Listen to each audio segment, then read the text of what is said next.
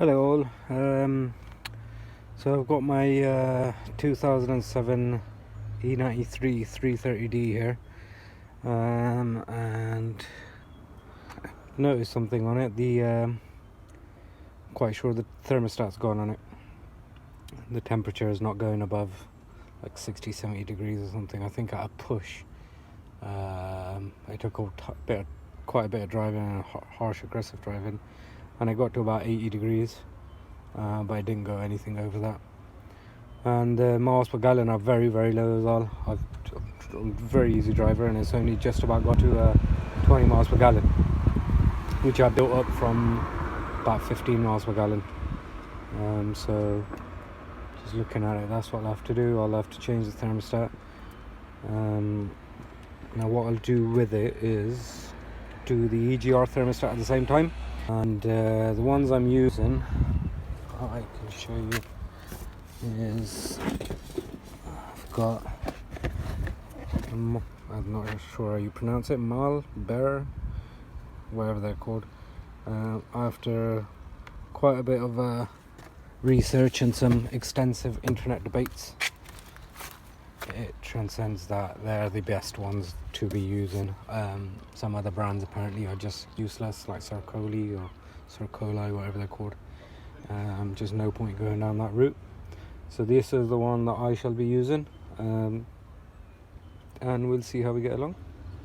What I'm looking to do is I've got to obviously remove this cover. You've got to potentially take the fan out, which is just under here.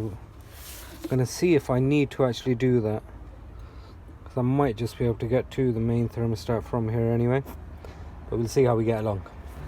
So, update, we've managed to get the EGR thermostat off. Now it literally sits right on top of the engine, just here.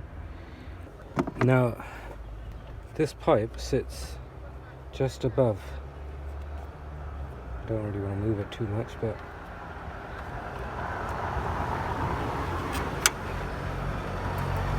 sits there just like that, and it literally covering that 10mm bolt, which you can't get to because the thermostat is just sitting just like that. So the bolt is directly under there. It's two 10mm bolts just to take the thermostat out. The thermostat came out fairly easily. So from here we can see everything a little bit better now. I've got to take this EGR cooler off next, I believe. There's the thermostat there, literally just behind the EGR cooler, but it's definitely a lot easier to take off once I get this EGR cooler off. Word of advice, you're going to lose a lot of coolant, because quite a bit came out once I obviously took out the EGR thermostat. Quite a bit came out there, and I know once I take that out, the main thermostat, obviously that's gonna lose quite a bit of coolant there as well. So I'm gonna take off this bolt here. There's the same one just underneath here, one there, and I'll have to loosen up this clamp. And also, of course, I've taken in the turbo intake pipe. I actually used an 8mm socket to take that off, just to give you an idea.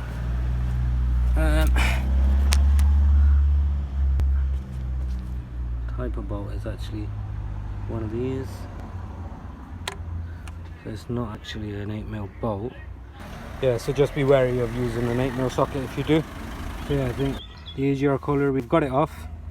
There was a couple of undercover bolts there, so in total you had one there, one, two, there's one or three,